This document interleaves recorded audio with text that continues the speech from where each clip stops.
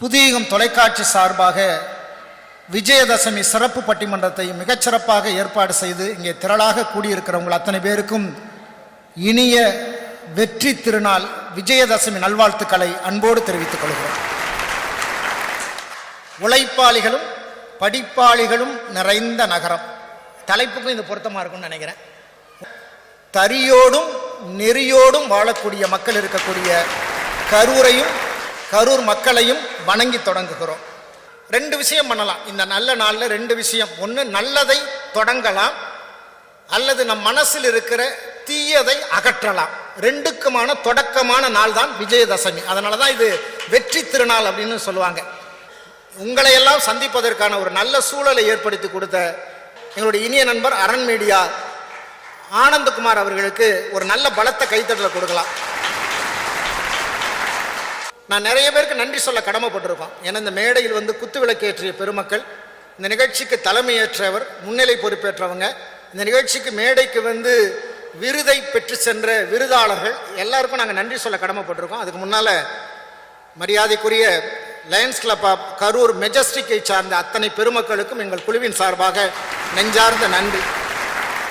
Sri Ganesh jewellery மார்ட் அந்த நிறுவனத்தை சார்ந்த உரிமையாளர்களுக்கும், பிஸ்னஸ் பெஞ்ச் கன்ஸ்ட்ரக்ஷன் மற்றும் இன்டீரியர் அந்த ஒர்க்கை சார்ந்த அந்த பெருமக்களுக்கும், அன்னம் உயர்தர சைவ உணகம் அந்த நிறுவனத்தை சார்ந்த உரிமையாளர்களுக்கும், அதே போல் இங்கே அவங்க மட்டும் இல்லை, அவங்க கல்லூரியை சார்ந்த NSN college of engineering and technology,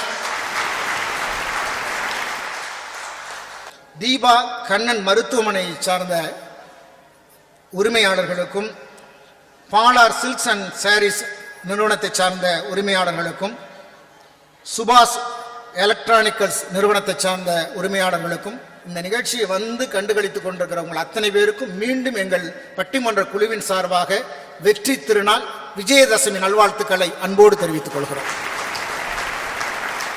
வாழ்க்கை பரபரப்பான காலகட்டத்தில் இப்படி ஒரு இனிமையான பட்டிமன்றம் ரொம்ப யதார்த்தம். நிச்சயமா நான்லாம் முடிவு பண்ணிட்டு வரவே இல்லை இந்த தலைப்பா இந்த தலைப்பா. இந்த பக்கம் நம் உயர்வுக்கு அதிக காரணமாக இருப்பது படிப்புன்னு இவங்க, உழைப்பு அப்படின்னு இவங்க. நான் உண்மையிலே எந்த தலைப்பு உங்களுக்கே தெரியும், எதுக்கு சொல்ல முடியும்? ரெண்டுமே அவசியம் தானே. கரூரை பற்றி சொல்லும் போதே உழைப்பாளிகளும் படிப்பாளிகளும் நிறைந்த நகரம்னு சொல்கிறோம். ரொம்ப கஷ்டம் உண்மையிலே. உங்கள் கைத்தட்டலை வச்சு தான் தீர்ப்பு சொல்லணும்னு நினைக்கிறேன். எப்படியோ சொல்லுவாங்களே, மக்கள் தீர்ப்பே மகேசன் தீர்ப்பு மாதிரி. இந்த பரபரப்பான சூழல், இந்த சூழலில் உண்மையிலேயே ரெண்டு தலைப்பு, இந்த பக்கம் 3 பேர், இந்த பக்கம் 3 பேர். அவங்களை அறிமுகப்படுத்த வேண்டியதில்லை. நிறைய முகங்களை நீங்கள் தொடர்ந்து தொலைக்காட்சியில் பார்த்துக்கிட்டு இருக்கீங்க. இருந்தாலும் அவங்கள முறைப்படி நான் அறிமுகப்படுத்தணும். அதுக்கு முன்னால் ஒரு ரெண்டு செய்தி. இந்த படிப்பு அப்படிங்கிறது மூளை சார்ந்தது, அறிவு சார்ந்த விஷயம்.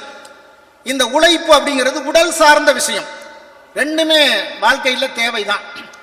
உயர்வுன்னு ஒரு வார்த்தை கொடுத்துருக்கோம். எது வாழ்க்கையில் நம்மை உயர்த்தும் அப்படின்னு ஒரு வார்த்தை கொடுத்துருக்கோம். பார்த்தீங்களா? உயர்வுன்னா என்ன? வாழ்க்கையில் அவங்களுடைய மனசை பொறுத்து இருக்கு உயர்வுன்னு. 2 வயசுல ஒரு குழந்தை எழுந்துனுன்னா அது உயர்வு. அந்த குழந்தைக்கு 10 வயசுல அந்த குழந்தை தனியா வெளியில போயிட்டு தனியா வீட்டுக்குள்ள கரெக்டா வீட்டுக்கு வந்துருச்சுன்னா அது அந்த குழந்தைக்கு உயர்வு. 18 வயசுல நமக்கு ஒரு நிறைவான படிப்பு கிடைச்சா அது நமக்கு உயர்வு. 30 வயசுக்குள்ள ஒரு நல்ல திருமண வாழ்க்கை அமைந்தால் அது உயர்வு. 50 வயசுக்குள்ள நம்ம பிள்ளைகளுக்கான நல்ல கல்வியை நம்ம கொடுத்துட்டா அது நமக்கு உயர்வு. 65 வயசுல நம்மளுடைய எல்லா கடமையும் முடிச்சிட்டோம் அப்படிங்கிற ஒரு சந்தோஷம் வரும்போது அது நமக்கான உயர்வு. 75 வயசுல வெளியில போயிட்டு நாமளா வீட்டுக்கு வந்துட்டோம்னா அது நமக்கு உயர்வு. 85 வயசுல நாமளா எழுந்து நின்னா அது நமக்கு உயர்வு. எப்படி பார்த்தீங்களா? அந்த தொடக்கமே நிறைவா வருது பார்த்தீங்களா? வாழ்க்கையில நம்மளுடைய உயர்வு, நம்மளுடைய மகிழ்ச்சி, அந்த உயர்வுக்கு காரணமாக இருப்பது இந்த படிப்பா அல்லது இந்த உழைப்பா அப்படின்னு நம்ம கேட்டிருக்கோம். படிப்பு தான் பேசுறதுக்கு இந்த 3 பேர். நீங்க பொதுவா நம்ம அட்சய திருதிகளுக்கெல்லாம் சொல்லி கொடுக்குறாங்க. அட்சய திருதி அன்னைக்கு நகை வாங்கினா செல்வம் பெருகும், நகையா கொட்டும் அப்படிலாம் சொல்லி கொடுக்குறாங்க. அந்த நம்பிக்கை ஒரு பக்கம் இருக்கட்டும், அதை பத்தி நம்ம பேச விரும்பல. ஆனா அட்சய திருதிக்கு நகை வாங்கினா செல்வம் பெருகும்னு சொல்லி கொடுத்த அந்த சமுதாயம் சரஸ்வதி பூஜை அன்னைக்கு புத்தகம் வாங்கினா அறிவு வளரும்னு ஏங்க நமக்கு சொல்லி கொடுக்கல? இன்னைக்கு காலம் மாறிடுச்சு, எல்லாரும் படிக்க ஆரம்பிச்சிட்டாங்க. ஆக படிப்பு உயர்ந்தது, அதுதான் நம்ம உயர்த்துன்னு சொல்றதுக்கு இந்த 3 பேர். ஆனா இந்த 3 பேர் அப்படி ஒத்துக்குவாங்களா? படிச்சுட்டு வீட்டில் இருந்தா போதுமா? வெறும் அறிவு போதுமா? வெறும் கல்வி போதுமா? உழைப்பில் வாரா உறுதிகள் உழவோன்னு பட்டினத்தில் அடிகள் சொன்னார். இன்னைக்கு நாம படிக்கிறோம், பாடம் மட்டும் படிக்கலைங்க, நான் ஒன்று சொன்னா உங்களுக்கு சரியா இருக்கும். சரியா இருந்தா கைதட்டுங்க. வாழ்க்கைங்கிறது ஒரு வட்டம். எப்படி தெரியுங்களா? வாழ்க்கைங்கிறது வட்டம் எப்படி தொடங்குது தெரியுங்களா? ஒரு பணக்காரனுடைய மகன் சோம்பேறி, ஒரு சோம்பேறியினுடைய மகன் ஏழை, ஒரு ஏழையினுடைய மகன் உழைப்பாளி, உழைப்பாளியினுடைய மகன் பணக்காரன். வாழ்க்கை அப்ப எங்க தொடங்குது? வாழ்க்கைங்கிறது உழைப்புல தானே அங்க தொடங்குது. உழைக்காத மனிதனை மதிப்போம். முதல்ல நம்ம குடும்பத்தில் இருக்கிறவங்களே மதிப்பாங்களா? அப்பா அம்மா மதிப்பாங்களா? மனைவி மதிப்பாளா? சிங்கப்பூருங்கிற ஒரு சின்ன குட்டி நாடுங்க. 1965க்கு பிறகு விடுதலையான நாடு. நீங்க சென்னையை விட கொஞ்சம் பெருசா இருக்கும், அவ்வளவுதான். 750 சதுர கிலோமீட்டர், அவ்வளவுதான். அந்த சின்ன நாடு விடுதலை அடைஞ்ச போது, மலேசியாவிலிருந்து விடுதலை அடைஞ்ச போது, மலேசியா விடுதலை கொடுக்கல, தூக்கி வீசிட்டாங்க. பொதுவா உலகத்திலேயே விடுதலைக்காக போராடாமல் ஒரு நாடு சுதந்திரம் கிடைச்சதுன்னா அது சிங்கப்பூர் தான். மதிக்காம தூக்கி போட்டான் மலேசியா. நீங்க வெளில போங்கன்னு தள்ளி விட்டான். அந்த நாட்டினுடைய முதல் ஜனாதிபதியாக, முதல் அதிபராக இருந்து அந்த நாட்டில் என்ன தெரியுமா முதல்ல சொன்னாரு? லீ குவான் யூ என்ன தெரியுமா சொன்னாரு? நம்ம நாடு ரொம்ப சின்ன நாடு, நம்மளை யாரும் மதிக்கல, உலகமே திரும்பி பார்க்க வைக்கணும்னு நம்ம கிட்ட இருக்கிற ஒரே விஷயம் உழைப்பு. தயவு செய்து நம் நாட்டில் இருக்கிற ஒவ்வொரு குடிமகனும் குறைந்தபட்சம் உங்களுடைய உழைப்பை 18 மணி நேரமாவது உங்கள் உழைப்பை கொடுத்தால் உலகமே திரும்பி பார்க்கிற சிங்கப்பூராக மாற்றி காட்டுவேன்னு இன்னைக்கு நவீன சிங்கப்பூரின் தந்தை என்று அழைக்கப்படுகிற லீ குவான் யூ அவரும் அந்த மக்களினுடைய உழைப்பால இன்னைக்கு சிங்கப்பூரை நம்ம திரும்பி பார்க்கிறோம்னு சொன்னா, உழைப்பால தனி மனிதர்கள் மட்டும் இல்லைங்க, ஒரு தேசமே உயர்ந்து நிற்க முடியுங்கிறதுக்கு எத்தனையோ உதாரணங்கள் இருக்கு. அப்படி ரெண்டு பக்கமும் நம்ம சொல்லிக்கிட்டே போகலாம். இப்ப இவங்களை அறிமுகப்படுத்தி இவங்களை பேச வச்சாதான் நமக்கு ஒரு முடிவு கிடைக்கும், அப்படிதானே? ரெண்டு பக்கமும் சரிதான், இதுவும் சரிதான் இதுவும் சரிதான் நான் சொல்லிட்டு போக முடியுமா? இவங்களை பேச வைக்கணும், இவங்களுக்கு ஒரு அறிமுகத்தை கொடுத்து இவங்க கையில நம்ம பட்டிமன்றத்தை ஒப்படைக்கலாம்னு சொல்லி நான் இவங்களை முறைப்படி அறிமுகப்படுத்துறேன். இந்த பக்கம் படிப்புன்னு பேச வந்திருக்கிறவருக்கு அறிமுகம் தேவையில்லை. முனைவர் பழனி அவர்கள், அவங்கள தொடர்ந்து அந்த பக்கம் பேச வந்திருக்கவங்க திருவாரூரை சேர்ந்த ஆரூர் சினேகா அவர்கள், வேலூரிலிருந்து வருகை இருந்திருக்கக்கூடிய வேலூர் அன்பு அவர்கள், இந்த பக்கம் உழைப்பு தான் அப்படின்னு பேசுறதுக்காக வந்திருக்கிறவங்க அற்புதமாக பேசி வளம் வந்து கொண்டிருக்கிற கோவை தனபால் அவர்கள், மக்களை ஈர்ப்போடு பேசக்கூடிய அற்புதமான ஒரு பேச்சாளர் திருச்சி அன்னலட்சுமி அவர்கள், இன்றைக்கு எல்லா நடுவர்களும் விரும்பி அழைக்கிற ஒரு பேச்சாளராக இன்றைக்கு தமிழ்நாட்டில் வளம் வந்து கொண்டிருக்கிற மதுக்கூர் ராமச்சந்திரன் அவர்கள். அதனால உடனடியாக உங்கள் கைத்தட்டலோடு வேலூர் அன்பு அவர்கள், நம் உயர்வுக்கு காரணம் படிப்பு தான் அப்படின்னு. மங்கள பொருட்களில் மகத்துவம் வாய்ந்தது தன் நிகரற்ற தங்கம். தங்க நகைகளுக்கு மகத்துவம் வாய்ந்தது கைராசியான ஸ்ரீ கணேஷ் ஜுவல்லரி மார்ட். கரூர் மாநகரில் பூ உலகம் பிரமிக்கும் பொன் நகை கூடம் ஸ்ரீ கணேஷ் ஜுவல்லரி மார்ட். உங்கள் கற்பனைக்கு எட்டாத டிசைன்களும் ஏராளம், கலெக்ஷன்களும் தாராளம். தங்க நகை மட்டும் இல்லங்க, தெய்வீக பலன் சேர்க்கும் வெள்ளி பூஜை பொருட்கள், வெள்ளி பரிசு பொருட்கள், வெள்ளி கொலுசுகள். புதுயுகம் தொலைக்காட்சி நேயர்கள் அத்தனை பேருக்கும் விஜயதசமி விழா சிறப்பு நல்வாழ்த்துக்களை தெரிவித்துக் கொள்வதிலே பெருமகிழ்ச்சி அடைகிறேன். 2 அணிகளிலே பேச இருக்கிற அறிஞர் பெருமக்களுக்கும் வருகை தந்திருக்கிற பெரியோர்களுக்கும் தாய்மார்களுக்கும் என் மனப்பந்தலிலே பூத்த மல்லிகை மலர்களை உங்கள் கரங்களுக்கு காணிக்கையாக்கி, நடுவர் அவர்களே, இன்னைக்கு ஆயுத பூசை விஜயதசமி விழா. விஜயதசமி விழால பாத்தீங்கன்னா ஆயுதத்துக்கு பூசை போடுறாங்க. ஆனால் ஒரு செய்தி எனக்கு தோன்றுகிறது, ஆயுத பூசை ஆனா எல்லா கடவுளும் பாருங்க ஆயுதத்தோடு இருக்கும். ஆனால் கல்வி கடவுளாக இருக்கிற, படிப்பின் கடவுளாக இருக்கிற சரஸ்வதியை பார்த்தீங்கன்னா ஆயுதம் வைத்திருக்காது, அது வீணை வைத்திருக்கும். ஆயுதம் அடுத்தவர்களை காயப்படுத்தி விடும் என்பது கடவுளுக்கே தெரிந்ததால் தான் இனிய ராகத்தை மீட்டக்கூடிய வீணையை சரஸ்வதி வைத்திருக்கிறார் தலைமகள் என்று சொன்னால் அதுதாங்க படிப்பினுடைய அவசியம். இப்ப இந்த மேடையில எத்தனை பேர் கூப்பிட்டு அண்ணா சிங்காரவேலு MA MPhil PhD பண்ணிட்டு இருக்காரு, அதனால நடுவரா இருக்கிறாரு. நாங்கெல்லாம் படிச்சவங்க, படித்திருப்பதனால் தான் இந்த மேடைக்கு உயர்வான மேடை எங்களுக்கு கிடைத்திருக்கிறது. நான் கேட்கிறேன், எதிரணியில் இருக்கக்கூடிய தனபால் கோயம்புத்தூர்ல என்ன மூட்டையை தூக்கின்னு இருக்கிறாரு பஸ் ஸ்டாண்ட்ல, அது பக்கத்துல இருக்கிற அம்மா அன்னலட்சுமி என்ன பண்றாங்க? திருச்சியில சித்தாள் வேலையா செய்றீங்க. அதுக்கு பக்கத்துல இருக்கக்கூடிய மதுக்கூர் ராமலிங்கம், மதுக்கூர்ல என்ன தார் ரோடா போட்டுக்கிறீங்க? இவர் கல்லூரியுடைய பேராசிரியர், அவர் பள்ளிக்கூட பேராசிரியர், இந்த அம்மா கல்லூரியுடைய பேராசிரியர். இவர்களெல்லாம் மேடையிலே உயர்ந்திருக்கிறார்கள் என்று சொன்னால் உழைப்பால் அல்ல, படிப்பால் தான் இவர்கள் மேடையை அலங்கரித்துக் கொண்டிருக்கிறார். ஆனா ஒரு உண்மையை ஒத்துக்கணும், உண்மையிலே மேடையில் இருக்கிற 7 பேருமே பட்டதாரி தான். ஆமா, படிச்சவங்க தான், எல்லாம் பட்டதாரி. படிச்சவங்க படிப்புத்தான் உயரும். படிப்பு ஒரு பறவை சிறகு இருந்தால் மேலே மேலே பறக்கும். அதை போல புத்தகத்தை விரித்து பாருங்கள், அது பறவையின் சிறகை போல இருக்கிறது. உன்னை மேலே மேலே உயர்த்த வேண்டும் என்று சொன்னால் புத்தகத்தினுடைய படிப்பு இருக்கணும். ஒரு காகிதம் தான், ஆனால் வானவீதியிலே வட்டமடிக்கிறதே அது பட்டங்களாக இருந்தால் நூல் என்கிற புத்தகம் என்கிற நூலினால் தான் அது உயர்வடைகிறது என்று சொன்னால் மனிதன் படைத்தால் எவ்வளவு உயர்வடைவாங்கிறதுக்கு அதான் இலக்கணம். நான் கேட்கிறேன், படிக்காமல் உழைக்கிறவன் 1000 பேரை எதிர்த்து கூட வாழலாம், 1000 பேரை எதிர்த்து கூட வாழலாம். ஆனால் படித்து விட்டால் ஒருவரை கூட எதிர்பாராமல் வாழக்கூடிய வாழ்க்கை கிடைக்கிறதுன்னா அது உண்மைதானுங்க. படிக்காதவன் என்ன பண்ணுவான் தெரியுமா? படிக்காதவன் அடுத்தவன் என்ன செய்யறான்னு பாப்பான், படித்தவன் அடுத்தது என்ன செய்யலாம் என்று யோசிப்பான் என்று சொன்னால் அதுக்கு படிப்பு அவசியமா இருக்குதுங்க. நான் கேட்கிறேன், இன்னைக்கு ஒரு விஷயம் சொல்றேங்க, தூக்கணாங்குருவி படிப்பு கிடையாது, அன்றைக்கும் கூடுதான் கட்டியது, இன்றைக்கும் கூடுதான் கட்டுகிறது. குரங்கு அன்றைக்கும் பறித்துத்தான் உணவை சாப்பிட்டது, இன்றைக்கும் பறித்துத்தான் சாப்பிடுகிறது. ஆனால் மரபுந்துகளிலும் காடு மேடுகளிலும் இருக்கிற மனிதன் அறிவினால் படிப்பினால் பொந்துகளிலும் சந்துகளிலும் ஆழ்ந்த மனிதன் இன்றைக்கு அபார்ட்மெண்ட்ல வீடு கட்டி லிப்ட் வச்சு வீடு கட்டி இருக்கிறான் என்று சொன்னால், இன்னும் சொல்ல போனால் பூமியில் அல்ல நிலவுக்கே போய் சந்திராயில இடம் பார்த்து தங்கலாம் என்று நினைக்கிறான்னா இதற்கு காரணம் அவன் உழைப்பு அல்ல, படிப்பால் உயர்ந்திருக்கிறான். என்னைக்கு அது கூடுதான் கட்டுச்சு, ஆனா லிப்ட் வச்சு வீடு கட்டல, மனிதன் தான் அதை செய்தான்.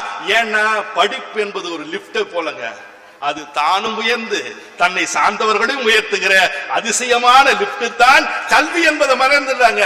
கல்வி இல்லா பெண்கள் கலர் நிலம், அங்கே புல் விளைந்திடலாம், நல்ல புதல்வர்கள் விளைவதில்லை என்று சொன்னான்னா இந்த விஜயதசமி விழால சரஸ்வதி பூஜை நாளிலே சொல்லிக் கொள்கிறேன், தொலைக்காட்சியை பார்க்கக்கூடிய அத்தனை மாணவ மாணவிகளுக்கும், குறிப்பாக பெண்கள் படிக்க வந்து விட்டார்கள் அந்த பெண்களுக்கு சொல்லுகிற, உன்னை கட்டிய கணவன் கூட விவாகரத்து செய்து விடலாம், ஆனால் நீ படித்த படிப்பு ஒருபோதும் உன்னை விவாகரத்து செய்யாது, கடைசி வரை காப்பாற்றுகிற வாய்ப்பு இருக்கிறது என்று சொன்னார்.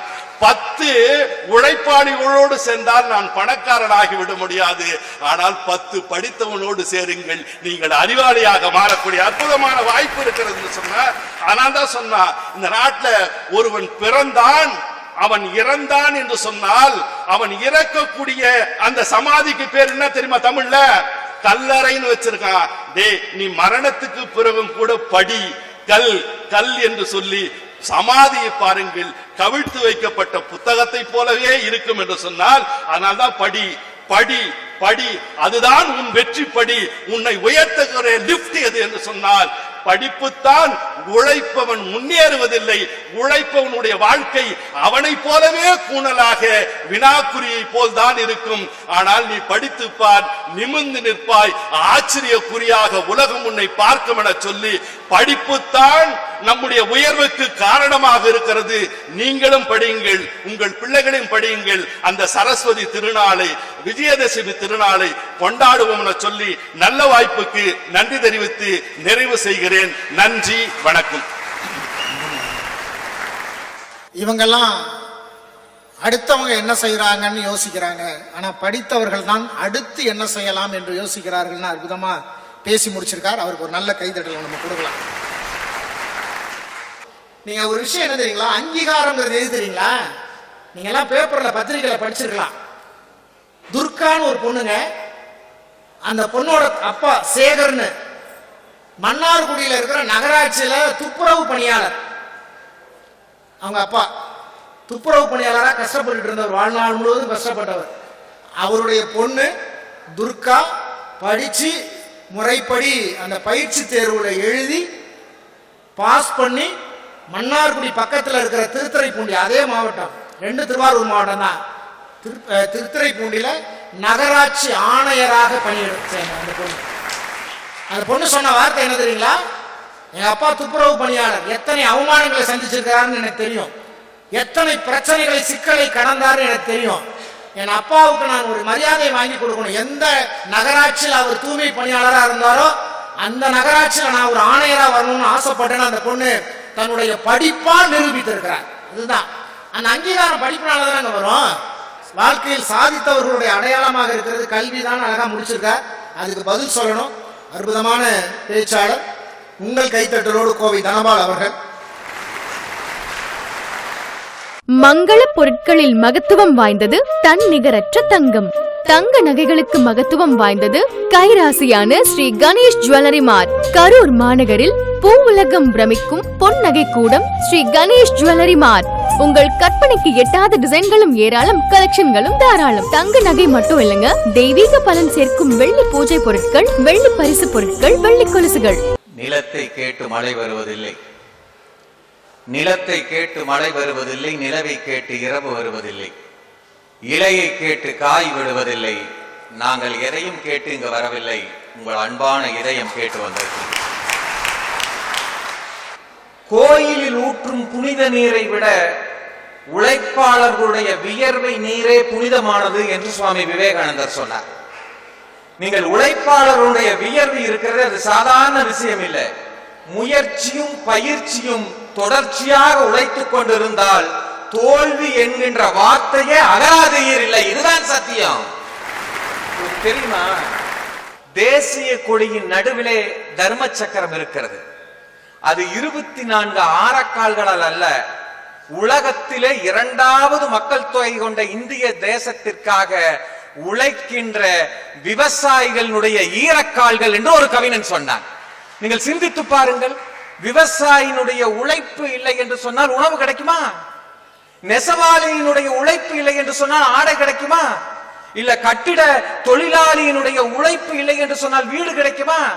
புதிய புதிய கண்டுபிடிப்பாளர்களுடைய உழைப்பு இல்லாமல் இருந்தால் நமக்கெல்லாம் வசதி வாய்ப்புகள் கிடைக்குமா? நான் சொல்லுகின்றேன், படிப்பு வேண்டாம் என்பது எங்களுடைய வாதம் அல்ல. படிப்போடு சேர்ந்து உழைப்பு இருக்க வேண்டும் என்பதுதான் எங்களுடைய ஆணித்தரமான வாதம். உண்மையிலே அதான் கவிஞர் நெல்லை ஜெயந்தா தான் சொல்லுவார், கண்ணீர் வர்றது மாதிரி நடிக்கலாம், கண்ணீர் வர்றது மாதிரி நடிக்கலாம், ஆனா வியர்ப்பது போல் நடிக்க முடியாது அப்படிங்குவார். அதுல உழைப்பு, உண்மையான உழைப்பு வேணும்ல அதுக்கு. சார், உழைக்கின்ற பொழுது கொஞ்சம் வலிக்கும், வலிக்கின்ற பொழுது நம்மளுடைய கண்ணீரிலே வடிக்கும், கண்ணீர் வடிக்கும். ஆனால் நிச்சயமாக ஒன்றை புரிந்து கொள்ளுங்கள், உழைக்கின்ற எண்ணம் நமக்கு கூடுதலாகும் பொழுது வலிக்கின்ற இதயமும் வடிக்கின்ற கண்ணீரும் பஞ்சாய் பறந்துவிடும். இது சத்தியம். உழைக்காதவனுடைய உடம்பு வலிக்கும், உழைத்தவனுடைய உடம்பு மட்டும்தான் ஜொலிக்கும். இதுதான் சத்தியம். யோசிச்சு பாருங்க சார். படிக்காத பாமரன்னு கேட்டாலும் கூட சொல்லுங்க, 2ஆம் கிளாஸ் புள்ள 3ஆம் கிளாஸ் புள்ள பாடுது, மழை வருது மழை வருது நெல்லு குத்துங்கோ, 3 படி அரிசி போட்டு முறுக்கு சுடுங்கோ, ஏரோற்ற மாமனுக்கு எடுத்து வையுங்கோ, சும்மாவார மாமனுக்கு சூடு வையுங்கோங்குது. உழைத்தவனுக்கு தான் வெகுமதி என்று 1ஆம் வகுப்பு மாணவிக்கு தெரிகிறது, கல்லூரி பேராசிரியருக்கு தெரியவில்லை. அதுதான் எனக்கு வருத்தமாக இருக்கிறது. சார், உழைச்சாதான் எல்லாத்துக்குமே சோறு, எல்லாத்துக்குமே உயர்வு. ஒரு ட்ரைனிங் சென்டர்ல ஒரு பயிற்சியாளர் கேள்வி கேட்கிறாரு கூட்டத்தை பார்த்து, உலகத்திலேயே மிகப்பெரிய பணக்கார சாமி எதுன்னு கேட்கிறாரு. எல்லாரும் ஒட்டுமொத்த குரல்ல சொல்லுவாங்க, என்னன்னு தெரியுமில்ல உங்களுக்கு, இந்தியாவில எது மிகப்பெரிய பணக்கார சாமி? திருப்பதி வெங்கடாசலபதி. உங்களை போன்ற அனைவரும் ஒத்த குரலிலே பதிலளித்தார்கள். அதற்கு பயிற்சியாளர் சொன்னார், ஏன் உலகத்திலேயே பணக்கார சாமி திருப்பதி கோயில் தெரியுமா? நாட்டில் இருக்கின்ற எல்லா பெருமாள் கோயிலும் 12 மணிக்கு நடவை சாத்திவிடும், இரவு 9 மணிக்கு நடவை சாத்திவிடும். திருப்பதி வெங்கடாசலபதி கோயில் மட்டும்தான் இரவு 12 மணி வரைக்கும் நடை சாத்தாது, அதிகாலை 3 மணிக்கே நடை திறந்துவிடும். கடவுளே ஆனாலும் அதிக நேரம் உழைத்தால் தான் பணக்காரனாக முடியும் என்று சொன்னார். இதுக்கு மேல பேசணும் சார். படிப்பு நாங்க வேண்டாம்னு சொல்லு சார், நானும் படிச்சு வந்தா டிகிரி வாங்கணும் தான், படிப்பு இல்லாம முன்னேற முடியாது அப்படின்னு பல பேர் சொல்றாங்க. இல்ல, படிப்பு மட்டும் இருந்தால் போதாது என்பதுதான் எங்களுடைய வாதம். நிலத்தை நல்லா உழுது வச்சிட்டோம், நல்லா பொழு பொழு பொழு பொழுன்னு இருக்குது. உழுதாச்சு, விதை நெல் வாங்கி வச்சாச்சு, தண்ணி பாய்க்கிறதுக்கு கிணறும் வெட்டியாச்சு. விளைஞ்சிருமா? விளைஞ்சிருமா? நிலம் ஓகே, விதை நெல் ஓகே, நீர் பாய்ச்ச கிணறு ஓகே, விளையுமா? விளைச்சால் தானே விளையும். விதைப்பது என்பதுதான் உழைப்பு சான்றோர்களே. விதைப்பது என்பதுதான் உழைப்பு. நீங்கள் எத்தனை படித்தாலும் உழைக்கவில்லை என்று சொன்னால் எப்படி முன்னேற முடியும் நான் கேட்கிறேன். சார், இப்படி சொல்லி நான் நிறைவு செய்ய ஆசைப்படுகிறேன். உழைப்பு என்று சொன்னால் மம்மட்டி எடுத்துட்டு களை வெட்டுவதும் கடப்பாரை கொண்டு குழி தோண்டுவது மட்டும் உழைப்பல்ல. தன் மூளையை கொண்டு சலவை செய்து உழைக்க வேண்டும். அப்பொழுதுதான் உயர முடியும். உழைத்தால் தான் உயர்வு பெற முடியும். யோசனை பண்ணி பாருங்கள். உழைக்காமல் ஏதாவது கிடைத்திருக்கிறதா நமக்கு? ஆரியப்பட்டரினுடைய உழைப்பினால் ஜீரோவினுடைய மதிப்பு நமக்கு கிடைத்திருக்கிறது. கிரகாம்பெல்லினுடைய உழைப்பினால் நமக்கு தொலைபேசி கிடைச்சிருக்கிறது. தாமஸ் ஆல்வா எடிசனின் உழைப்பினால் மின்சார விளக்கு கிடைத்திருக்கிறது. ரைட் சகோதரர்களுடைய உழைப்பினால் நமக்கு வானூர்தி கிடைத்திருக்கிறது. மார்கோனியின் உழைப்பினால் நமக்கு வானொலி கிடைத்திருக்கிறது. ஒவ்வொருவரினுடைய உழைப்பினால் தான் இந்த உலகம் இயங்கிக் கொண்டிருக்கிறது. படிப்பினால் மட்டும் இல்லை என்பதை இந்த நேரத்திலே பதிவு செய்து வள்ளுவன், பாரதி எல்லோரும் சொல்லி இருக்கிறார்கள். தெய்வத்தில் ஆகாதெனினும் முயற்சிதன் மெய்வருத்த கூலி தரும் என்று வள்ளுவர் சொல்லி இருக்கிறார். பட்டுக்கோட்டையும் சொல்லி இருக்கிறார். என்ன தெரியுமா? படிப்பு தேவை, படிப்பு தேவை, அதோடு சேர்ந்த உழைப்பும் தேவை என்று பட்டுக்கோட்டையும் சொல்லி இருக்கிறார். ஆக அத்தனை பேரும் படிப்பை குறை சொல்லவில்லை. படிப்போடு நின்று விட்டால், தயவு செய்து சொல்லுகிறேன், அது வெற்றி பெறாது. படிப்போடு நின்று விட்டால் அது வெற்றி பெறாது. படிப்போடு சேர்ந்த உழைப்பு இருந்தால்தான் அது உயர்வை தரும். காற்றாய் இருந்து விடு, காற்றாய் இருந்து விடு, உன்னை யாரும் தடுக்க முடியாது. கடலாய் இருந்து விடு, உன்னை யாரும் அளக்க முடியாது. மழையாய் இருந்து விடு, உன்னை யாரும் மறுக்க முடியாது. மழையாய் இருந்து விடு, உன்னை யாரும் மறைக்க முடியாது. ஒளியாய் இருந்து விடு, உன்னை யாரும் பிடிக்க முடியாது. உழைப்பாய் இருந்து விடு, உன்னை எவனாலும் வீழ்த்த முடியாது. நன்றி, வணக்கம். ஒரே வரியில சொல்லிட்டார், கடவுளே கூடுதலா உழைச்சாதான் அவருக்கே பணக்கார கடவுள் அப்படின்னு திருப்பதி சாமியை வச்சு ரொம்ப அற்புதமாக சொல்லிட்டாரு. இதுக்கு மேலே அவங்க என்ன பேச போகிறாங்கன்னு எனக்கு தெரியல. பொதுவாக ஒரு கிராமத்தில் ஒரு பழமொழி சொல்லுவாங்க, உழைத்தால் ஊரே உறவு, படுத்தால் பாயும் பகை. அப்போ உழைப்பு தானே மனிதனுக்கான ஒரு அடையாளமாக இருக்க முடியும். அப்போ உழைப்புங்கிறது தான் உண்மையிலே வாழ்க்கையில் உண்மையான உயர்வை தரும்னு பதிவு பண்ணியிருக்கார். அதுக்கு பதில் சொல்லணும். இது வரைக்கும் 2 ஆண்கள் பேசி முடிச்சிருக்காங்க. ஒரு பிரச்சனை இல்லை, நல்லா ரசிச்சிங்க. இப்போது உங்கள் கைத்தட்டலோடு ஆரூர் சினேகா அவர்கள் வருகிறார். நல்ல ஒரு பலத்த கைத்தட்டல். மங்கள பொருட்களில் மகத்துவம் வாய்ந்தது தன் நிகரற்ற தங்கம்.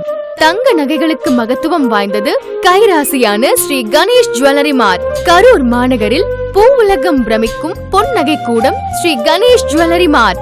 உங்கள் கற்பனைக்கு எட்டாத டிசைன்களும் ஏராளம், கலெக்ஷன்களும் தாராளம். தங்க நகை மட்டும் இல்லங்க, தெய்வீக பலன் சேர்க்கும் வெள்ளி பூஜை பொருட்கள், வெள்ளி பரிசு பொருட்கள், வெள்ளி கொலுசுகள். கரூர் வரலாற்று சிறப்பில் இடம் பிடித்த ஊர் மட்டுமல்ல, வரலாற்று சிறப்பில் இடம் பிடித்த ஊர் மட்டுமல்ல கரூர், தமிழ்நாட்டின் வளர்ச்சியில் தடம் பதித்த ஊர் கரூர்னு சொன்னா அந்த அளவுக்கு படிப்பாளிகளால் உயர்ந்திருக்கக்கூடிய மண்ணையும் மக்களையும் வணங்கி தொடங்குகிறேன் நடுவர். இல்ல, எதிரணியில அண்ணா பேசிட்டு போனார்ல நடுவர்களே, எல்லாமே பேசினாரு. அண்ணா கடைசியா பேசும்போது ரொம்ப ஆக்ரோஷமா பேசிட்டு போனாரு. எங்க நீங்க சொல்றீங்க முயற்சி இருந்தா வாழ்க்கையில் உயரலாம், முயற்சியாலும் பயிற்சியாலும் இருந்தவன் தான் இன்னைக்கு வாழ்க்கையை ஜெயிக்கிறான். அந்த உழைப்பாளியால் தான் இன்னைக்கு உலகம் ஓடிக்கிட்டு இருக்கு. இன்னைக்கு படிப்பு கொடுக்கறத உழைப்பு கொடுத்துருச்சான்னு யோசிச்சு பாருங்க.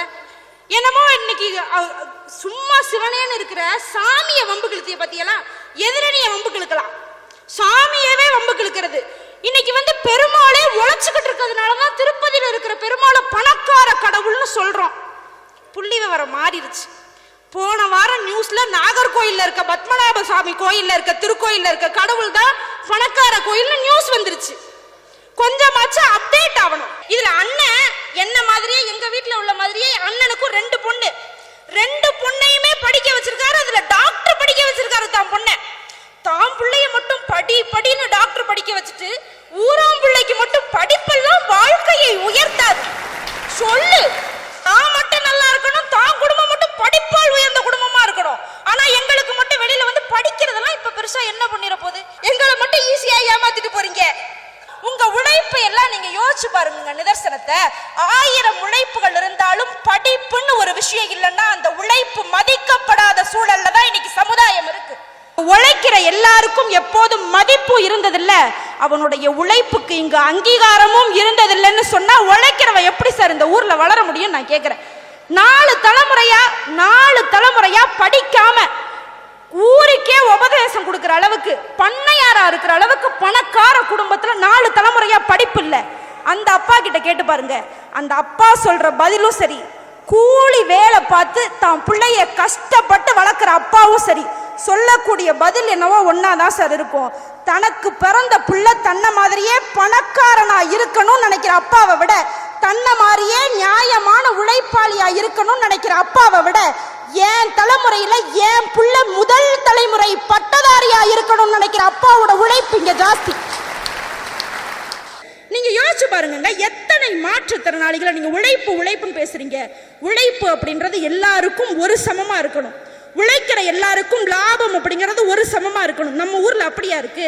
எல்லா மாற்றுத்திறனாளிகளாலும் அவங்க நினைக்கிற எல்லா வேலையையும் செஞ்சு விருப்பப்பட்ட மாதிரி இஷ்டப்பட்ட மாதிரி உழைச்சிட முடியுமா? எல்லா மாற்றுத்திறனாளிகளையும் அவங்க ஆசைப்படுற வேலையை செஞ்சிட முடியுமா? எல்லா மாற்றுத்திறனாளியும் நிச்சயமா முடியாது. ஏன்னா அதுக்கான வாய்ப்புகளும் வசதியும் நம்ம ஊர்ல குறைவு. பிடிச்ச படத்தை பார்க்கறதுக்கு கூட இன்னைக்கு எல்லா மாற்றுத்திறனாளிகளையும் தியேட்டருக்கு போக முடியறது இல்லை. அந்த அளவுக்கு வசதி வாய்ப்பு தான் நம்ம ஊர்ல இருக்கு. ஆனா நீங்க யோசிச்சு பாருங்க, 2019 ஒரு ரயில் விபத்துல அடிபட்டு சூரஜ் திவாரி அப்படின்ற ஒரு பையனுக்கு இடது காலில் 4 விரல் போயிருச்சு, இடது கையே போயிருச்சு, வலது கையில ஒரே ஒரு சுண்டு விரல் மட்டும்தான் இருக்கு. ஒரே ஒரு விரலை வச்சு என்னடா பண்ண போறான் ஊர் உலகமே கேள்வி கேட்டப்போ அந்த பையனுக்கு வேற எந்த பின்புலமும் கிடையாது. அப்பா ஒரு சாதாரண டெய்லர் தொழிலாளி தான். என்ன பண்ணிட முடியும் மருத்துவ செலவுக்கேன்னு யோசிச்சப்போ அந்த பையன் எதை பத்தியும் யோசிக்காம படிச்சு IAS எக்ஸாம்ல பாஸ் பண்ணான். கையே இல்லாத ஒரு பையனோட விரல் நுனியே இல்ல சார், அந்த விரல் நுனியே இல்லாத பையனின் கையில் தான் ஒரு மாவட்டத்தின் அரசாங்கமே இருக்குன்னு சொன்னா படிப்பு கொடுக்கக்கூடிய பெருமை அப்படிங்கிறது அதுதான் சார். இன்னைக்கு எழுத்தறிவு விகிதம் குறைஞ்சிருக்கா உயர்ந்திருக்கா நம்ம யோசிச்சு பார்த்தாலே உங்களுக்கு வாழ்க்கையின் பெருமை தெரிஞ்சிடும் சார். நான் என்ன சொல்றேன், ரொம்ப பெரிய விஷயம்லாம் இல்லை. நீங்க வாழ்க்கையை ரொம்ப சிம்பிளா யோசிச்சு பாருங்க. ஒரு படத்துல வர டயலாக் மாதிரி சொல்லணும்னா, நம்ம கையில காடு இருந்தா புடிங்கிடுவானுங்க, ரூவா இருந்தா எடுத்துக்கிடுவானுங்க, ஆனா படிப்பை மட்டும்தான் யாராலையும் உங்ககிட்ட இருந்து எடுத்துக்கவே முடியாதுன்னு சொன்னா படிப்போட பெருமை அப்படிங்கிறது அவ்வளவுதான். நடுவர்களே, உழைக்கிற எல்லா உழைப்பாளிகளும் பணக்காரர் ஆயிடுறாங்களான்னு கேட்டா எனக்கு தெரியாது.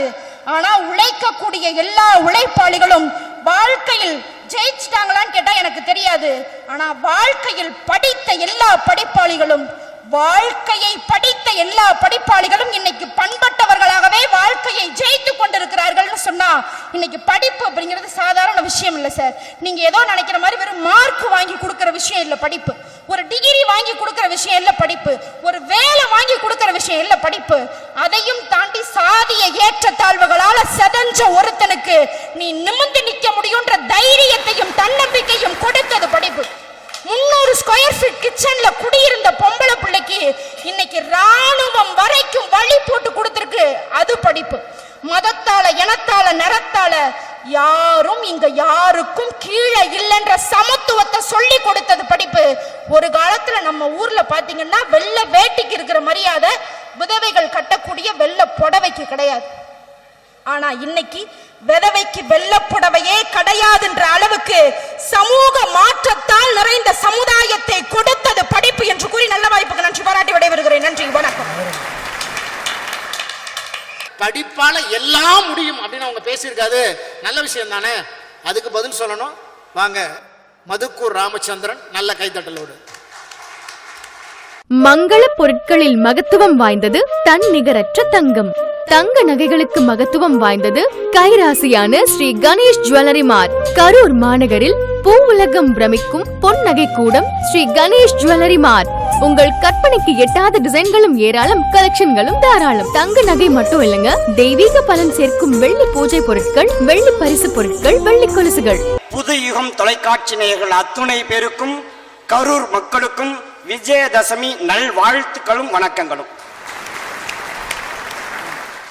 உழைப்பால் உயர்ந்த ஊர், அந்த ஊர்ல இருந்து உழைப்பு என்கிற தலைப்பில் பேசுவதில் உண்மையிலேயே மகிழ்ச்சி. இல்லை, எனக்கு ஒன்றும் புரியல. உங்க மேலே எனக்கு ஒரு சின்ன வருத்தம் உள்ளவர்களே. ஏன் மேலையா? ஆமா. ஏன்?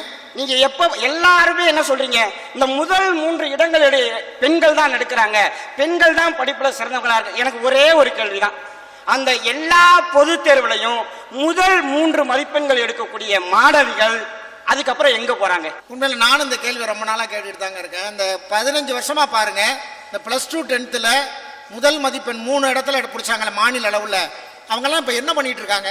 பின்னாடி படிச்ச மாணவர்கள் தான் நாட்டுக்காக உழைக்கிறான், இந்த வீட்டிற்காக உழைக்கிறானா? படிப்பு ஒருபோதும் கை கொடுக்காது, அதை தாண்டிய உழைப்பு தான் கை கொடுக்கும். நாங்க படிப்பு வேண்டாம்னு சொல்லலங்க, படிப்பு மட்டும் பத்தாது, அதை தாண்டிய உழைப்பு வேணும் தான் நாங்க சொல்ல வந்திருக்கோம். நம்ம கரூர்ல விண்வெளி சார்ந்து அதிசயம் செய்த, விண்வெளி சார்ந்து கண்டுபிடிப்புகள் செய்த எத்தனையோ மாணவர்கள் இன்னைக்கு இருக்கிறான். ஆனால் அவன் எடுத்த மதிப்பெண்கள் குறைவு, அதற்காக உழைத்த உழைப்பு அதிகம். ஒண்ணு வேண்டாம், இந்த கரூர் பக்கத்துல தரங்கம்பட்டி அருகே இருக்கக்கூடிய செம்மனக்கோன் பட்டின்னு ஒரு ஊருங்க. அந்த ஊர்ல இருக்கக்கூடிய டிராவிட் ரஞ்சன் அப்படின்ற ஒரு மாணவன் உலகத்திலேயே மிகச்சிறிய எடையுள்ள செயற்கைக்கோளை தயாரிச்சு 2022 நாசாவின் மூலமாக பறக்க வச்சிருக்கிறானா? அவன் படிச்ச படிப்புல கடுமையான உழைப்பு. உலகத்திலேயே நடுவர்களே, இந்த உலகத்திலேயே கலப்படம் இல்லாத 2 நீர்த்துளி இருக்குங்க. 2 நீர்த்துளி கலப்படம் இல்லாதது. ஒன்று கண்ணீர் துளி, இன்னொன்று வியர்வை துளி. கண்ணீர் துளி உன்னை மனிதனாக்கும், வியர்வை துளித்தான் உன்னை தலைவனாக்கும் சொன்னா நாங்கள் தலைவனாகணும்னு ஆசைப்படுறோம். அவ்வளவுதான். ஒரு காலத்துல உங்க வயசுல நீங்க எத்தனை வயசுல பள்ளிக்கூடத்துக்கு போனீங்க? நான் 5 வயசுல சேர்ந்தேன். அப்ப எல்லாம் 5 வயசுல தான் பள்ளிக்கூடத்துக்கு போனோம். அப்ப ஏது இங்க பர்த் சர்டிபிகேட், அப்ப ஏது ஆதார் அட்டை, அப்ப ஏது நீட்டு? ஒரே நீட்டு காதை தொட்டா இதான் அந்த காலத்து நீட்டு தானே பள்ளிக்கூடத்துல போய் சேர்த்தோம். ஆனா இன்னைக்கெல்லாம் 5 வயசு வரைக்கும் வெயிட் பண்ண வேண்டாம், வேற 2.5 வயசு ஆனா போதும். இந்த வாய்க்குள்ள வச்சிருக்கிற விரலை எடுத்துட்டு அம்மா அப்பானா போதும், ஐயோ என் புள்ள பேசிருச்சு, இனிமே இவனை வச்சு வீட்டுல சமாளிக்க முடியாது, இவனை கொண்டு போய் எங்கேயாவது தள்ளினாத்தான் நான் வீட்டுல நிம்மதியா இருக்கலான்னு பெத்த பிள்ளைய 2.5 வயசுல கொண்டு போய் தள்ளுறீங்களே, அவனை மார்க் எடுக்கிற மிஷினாத்தான் உங்கள் கல்வி மாற்றுமே தவிர நல்ல மனிதனாக மாற்றாது. இந்த உலகத்திலேயே ஆக சிறந்த கல்வியை கொடுக்கக்கூடிய நாடு பின்லாந்து. ஆனால் அந்த பின்லாந்தினுடைய தொடக்க கல்வி போற வயசு 6 வயசுங்க.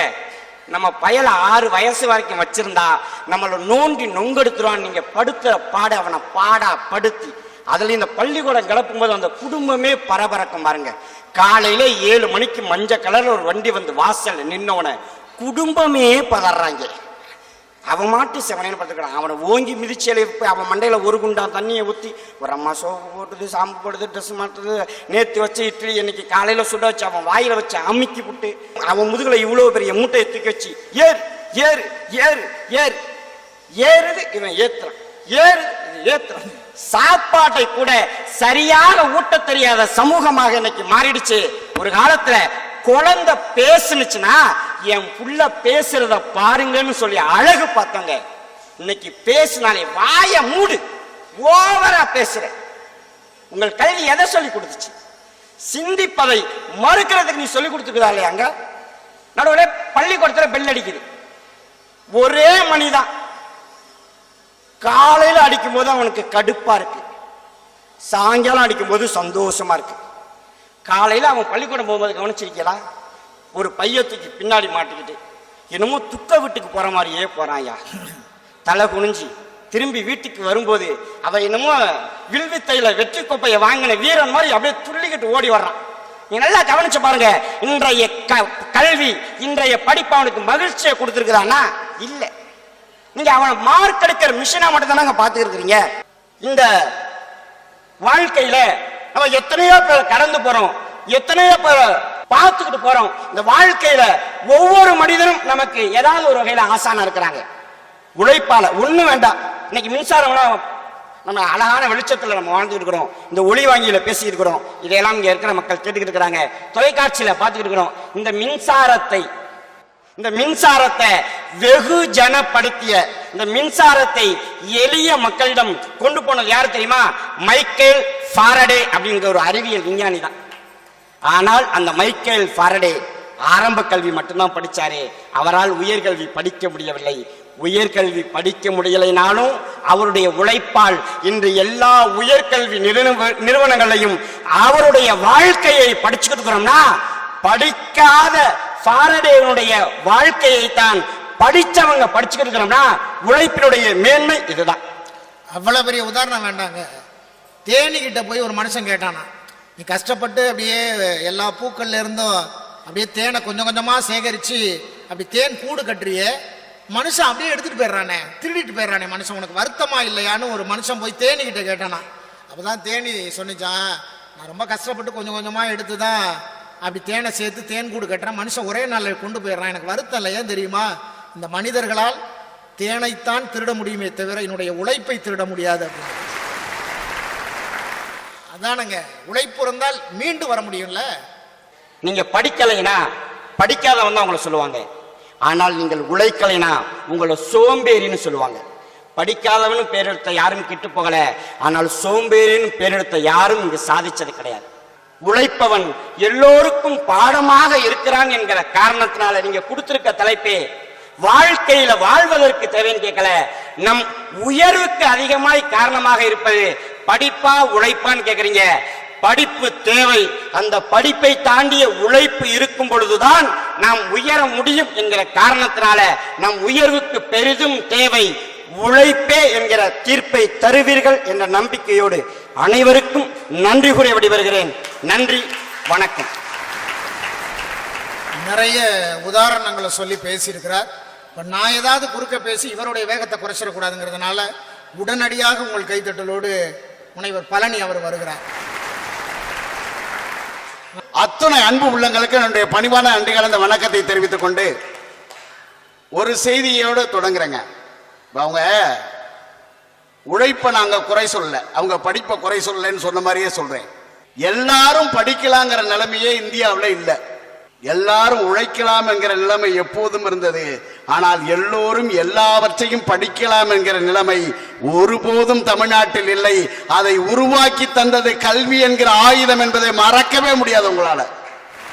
உண்மையா யோசிச்சு பாருங்க. நீங்க சார் ஒண்ணு தெரியுமா, எங்கே தொடங்கி எங்கே வாழ்க்கை முடியும்னு தெரியாத காலத்தில் கல்வி என்கிற கலங்கரை விளக்கு ஒன்று மட்டும்தான் மனித சமுதாயத்தை ஈடேற்றியது. அந்த கல்விதான் மனிதனுக்கு அடிப்படை உரிமையை வாங்கி தந்தது. சார் வாழ்க்கையில ஒரே ஒன்று புரிஞ்சுக்க தம்பி, கல்விங்கிறது இங்க அடிப்படை உரிமை. ஒரே ஒரு விஷயம், இன்னைக்கு அடிப்படை உரிமையை நம்ம எத்தனை பேர் பெற்றோம்? இன்னைக்கு பெற்றிருக்கோம், இல்லைன்னு சொல்ல முடியும். நான் MA MPhil PhD sir doctorate பட்டம் வாங்கியிருக்கேன். 15 வருஷம் பேராசிரியர் வேலை பார்த்திருக்கேன். பசங்கன்னா அப்படிதான் இருப்பான். நான் காலேஜில் நடந்து வந்தேன், ஒரு பையன் என்ன பார்த்து, சார் இதான் நம்ம ஆளு, எங்க என்கிட்டே சொல்றான் சார், நான் எவ்வளவு விவரத்துல வந்தவன். ஏண்டா போன வாரம் சுரேஷ் வேற பொண்ணோட பார்த்தேன், தியேட்டர்ல வேற பொண்ணோட உட்காந்து இதுவும் ஆளுன்ட்டு வந்துட்டேன்.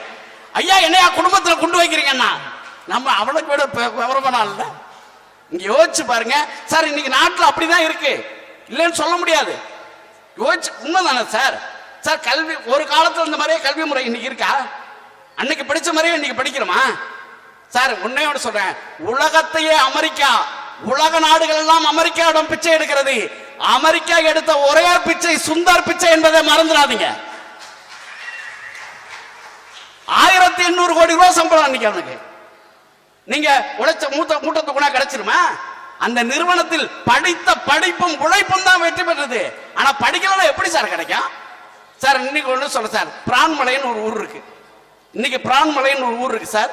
அங்க உயர்நிலை பள்ளி, ஒரு உயர்நிலை பள்ளி, அதை மேல்நிலை பள்ளியா மாத்தணும் குன்றக்குடி அடிகளார், பழையவர் பெரியவர் குன்றக்குடி அடிகளார் முயற்சி பண்றாரு. அவர் காலம் வரைக்கும் முடியல. குன்றக்குடி பொன்னம்பல் அடிகளார் அதை மேல்நிலை பள்ளியா மாத்துறதுக்கு நாள் குறிச்சு எல்லாரையும் கூட்டு வந்துட்டாங்க. விடிஞ்சா விழா, கலெக்டர் வந்துட்டாரு, சிஎம் வரப்போறாரு, எல்லாரும் வரப்போறாங்க சார். விடிய காலம் 4 மணிக்கு குன்றக்குடி பொன்னம்பல அடிகளாருக்கு ஒரு போன் வருது. பரவாயில்ல பாத்துக்கலாம் விழா நடக்கட்டும்னு வச்சிடறாரு. 6 மணிக்கு போன் வருது, வச்சிடறாரு. 7 மணிக்கு போன் வருது, வச்சிடறாரு.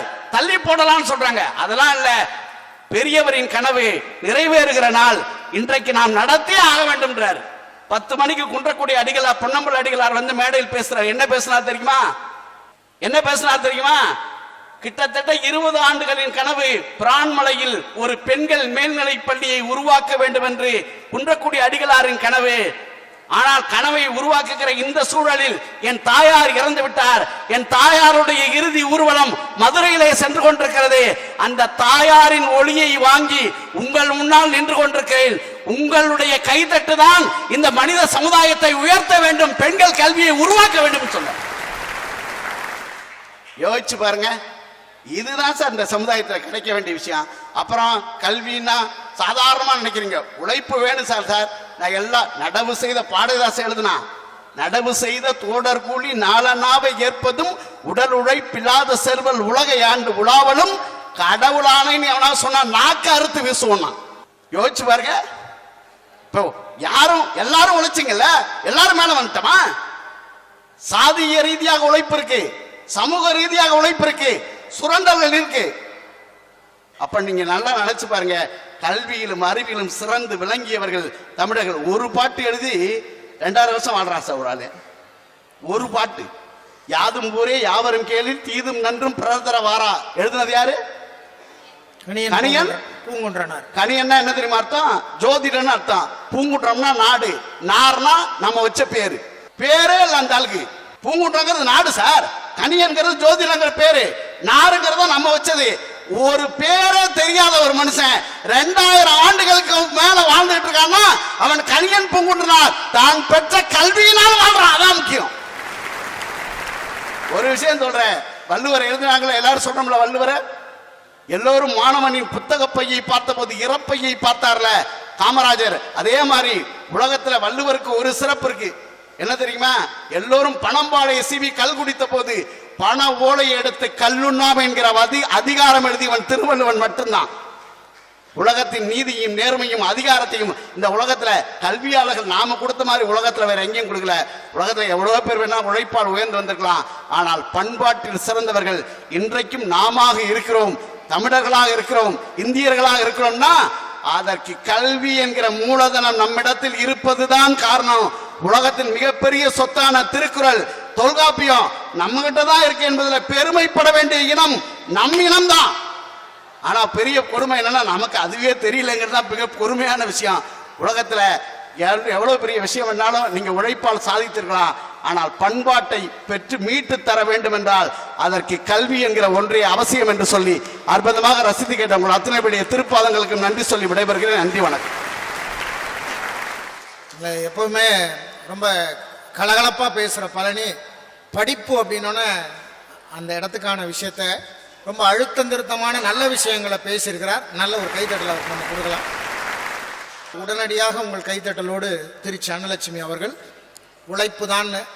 மதிப்பிற்குரிய நடுவர் அவர்களையும் பேச்சாளர் பெருமக்களையும் வணங்கி மகிழ்ந்து என் உயிரினும் மேலான ரசிக பெருமக்களுக்கு பட்டிமன்ற குழுவின் சார்பாக ஆயுத பூஜை சரஸ்வதி பூஜை வாழ்த்துக்களை தெரிவித்துக் கொண்டு நேரடியா விஷயத்துல வர்றேன். எல்லாரும் ஒரு பாட்டு சொன்னீங்க, எங்க உழைப்புக்குன்னு ஒரு பாட்டு இருக்கு. படித்ததினால் அறிவு பெற்றோர் 1000 உண்டு, பாடம் படிக்காத மேதைகளும் பாரினில் உண்டுன்னு எதிரணி முதல்ல புரிஞ்சுக்கிட்டு வந்து பேசிருக்கணும். இதுல முதல்ல பேசின எங்க அன்பு அண்ணே ஒரு வார்த்தை சொன்னாரு, மேடையில் இருக்கக்கூடிய எல்லாருமே பட்டதாரிகள் தான். உண்மைதான். என்ன தெரியுமா பட்டதாரிகள்? வேலையில்லா பட்டதாரிகள் நாங்க 6 பேருமே. அதுதான் உண்மையான விஷயம். முதல்ல பேசின அந்த பட்டதாரிக்கு இன்னைக்கு படிச்ச பசங்களுக்கு எல்லாத்துக்கிட்ட பட்டம் இருக்கு, இன்னைக்கு வேலை இருக்குதா கேள்விக்குறியான விஷயமே. கொரோனான்னு ஒண்ணு வந்துச்சு. இந்த கொரோனா காலத்துல இந்த 80s கிட்ஸ் நாங்கெல்லாம், அதுக்கு நீங்கள் தலையாட்டாதீங்க நடுவர் அவர்களே. இப்ப நாங்க 3 பேர் 80s கிட்ஸ். பக்கம் பக்கமா படிச்சு பாஸ் பண்ண 80s கிட்ஸை விட கொரோனாவுல படிக்காமலே பாஸ் பண்ண 2K கிட்ஸ் வாழக்கூடிய காலத்துல படிப்பு உண்மையிலேமா அதுக்கு ஒரு பெரிய, அவங்க சொன்னதுக்கு ஒரு பெரிய உதாரணம் நான் சொல்லல, 2000 வருஷத்துக்கு முன்னாலே வள்ளுவர் சொல்லியிருக்காரு. பூகம்பம் ஏன் வருதுங்கிறது அவர் தாங்க எனக்கு தெரிஞ்சு உளவியல் ரீதியா சொல்லியிருக்காரு. முன்னெல்லாம் ஜப்பான்ல ரஷ்யாவில் தானே பூகம்பம் வரும். இப்போ நம்ம பக்கத்து ஊர்ல பூகம்பம் வருதுங்கிறத காரணத்தை சொன்னதே வள்ளுவர் தான். என்ன தெரியுமா சொன்னாரு? சான்றவர் சான்றாமை குன்றின் 2 நிலம்தான் தாங்காது மண்ணோ பொறை. என்றைக்கு படித்தவர்கள் கூட தவறு செய்ய ஆரம்பிக்கிறார்களோ அன்றைக்கு இந்த பூமி தாங்காது குலுங்கும். இப்ப குலுங்குறது காரணம் புரியுதா? இந்த படிப்பு எப்படி உயர்வு தரும்னு சொல்றீங்க? ஒரே ஒரு விஷயம் தாங்க, நானும் ஆசிரியர் தான், எங்க பழனி என்ன பேராசிரியர் தான். எல்லாரும் சொல்லிக்கலாம், நான்லாம் ஒரு காலத்தில் ஆசிரியர், எங்க பழனி என்ன ஒரு காலத்தில் பேராசிரியர். ஏன் தெரியுமா? நாங்க படிச்ச படிப்புக்கு சரியான வேலை கிடைக்கல, பட்டிமன்றம் பேசி போப்ப நடத்திக்கிட்டு இருக்கோம்.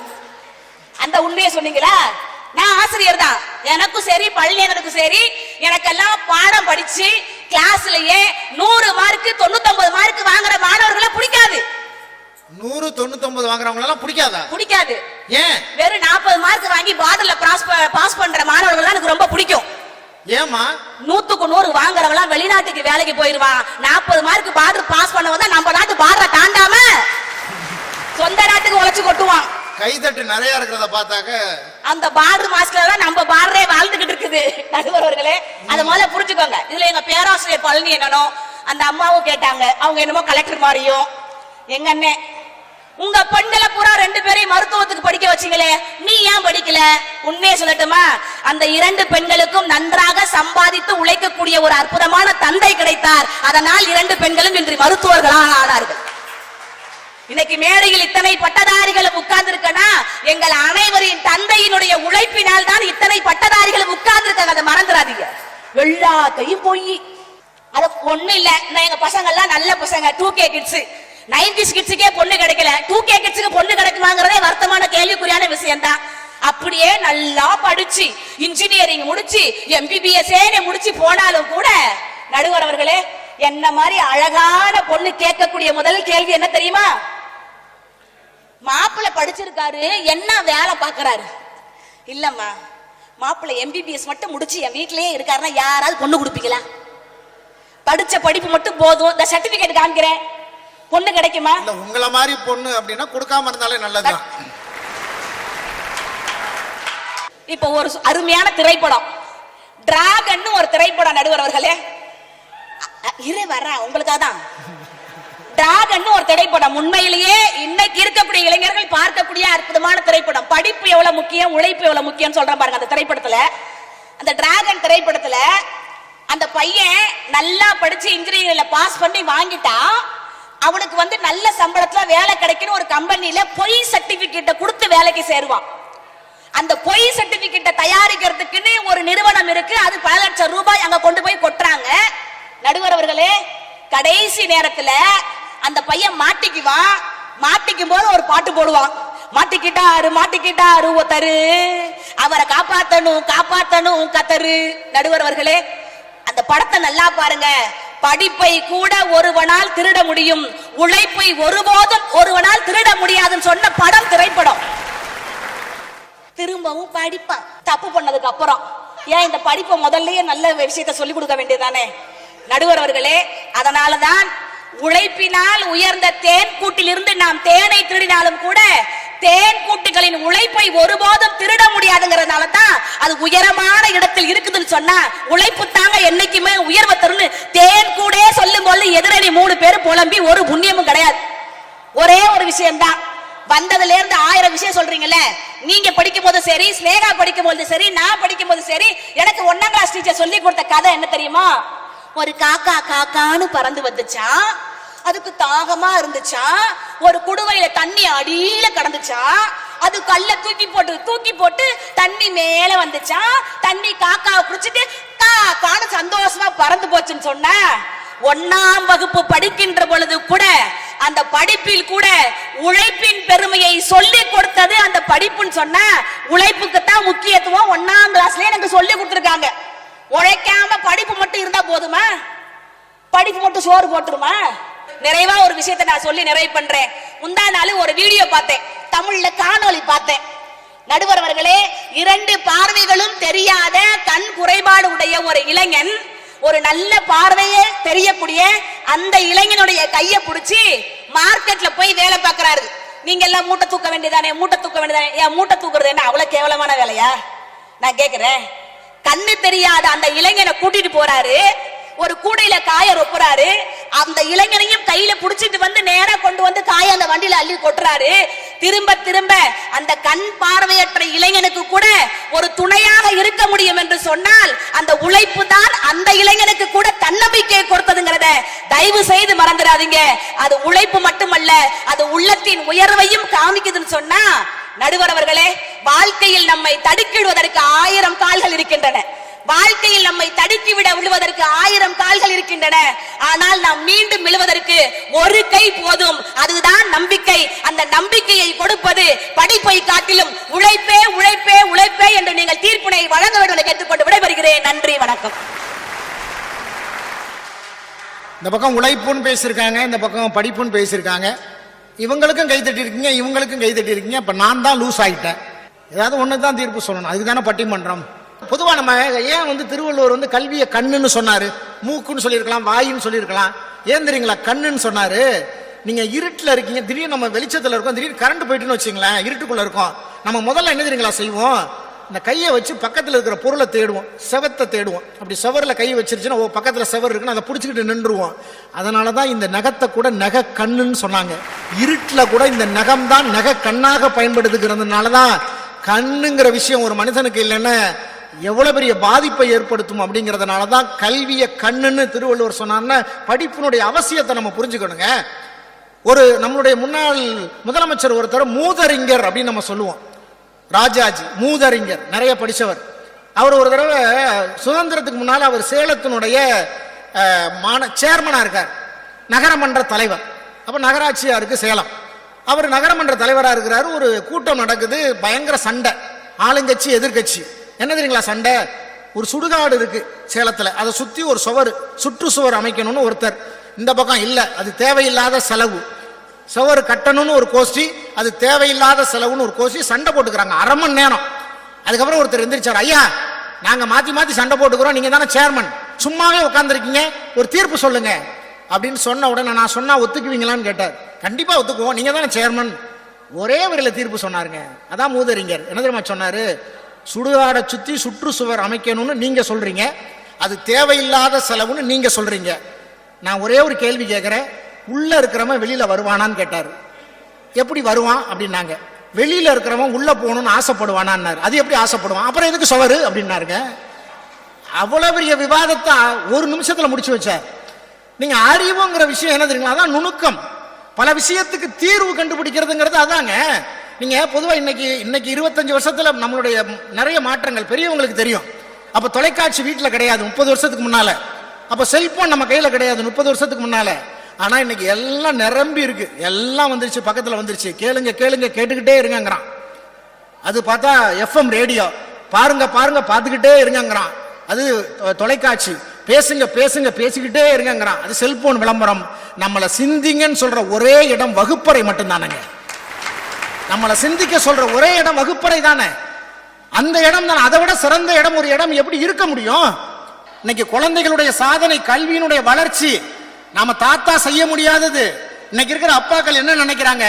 நான் சாதிக்க முடியாத என் பிள்ளைகள் சாதிக்கணும், நான் படிக்க முடியாதது என் பிள்ளைகள் படிக்கணும் அப்படின்னு நினைக்கிறாங்க. அப்படின்னு சொன்னா இந்த உழைப்பை விட கல்வியினுடைய அருமையை புரிந்து கொண்ட ஒரு தலைமுறை இருக்கிற காரணத்தால் நம்முடைய உயர்வுக்கு காரணம் இந்த உழைப்பை விட படிப்பு தான்.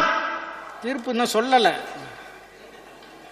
நான் சொல்லல. இருங்க, இந்த 3 பேர் இவ்வளவு சிரமப்பட்டு பேசியிருக்காங்கல்ல, ஒரு 2 நிமிஷம் 3 நிமிஷம் இவங்க என்ன சொன்னாங்கன்னு கேட்டுட்டு நம்ம தீர்ப்பு சொன்னா சரியா இருக்கும். இவங்க என்ன சொல்ல வர்றாங்க? இயற்கை அறிவுன்னு மனுஷன்ட்ட இருந்திருக்கு. பொதுவா இயற்கைக்கும் மனுஷனுக்குமே சண்டை வந்திருக்குங்க. இயற்கைக்கு மனுஷனுக்கு சண்டை வந்த போது இயற்கையை பார்த்து இயற்கை என்ன பண்ணிச்சான்? மனுஷனை பார்த்து அப்படி மனுஷன் இயற்கையை பார்த்து சிரிச்சிருக்கான், புன்னகைச்சிருக்கான். உடனே இயற்கை என்ன பண்ணிச்சான்? ஓ உங்ககிட்ட புன்னகை இருக்கா, என்கிட்ட பூக்கள் இருக்குன்னு காட்டினதான்.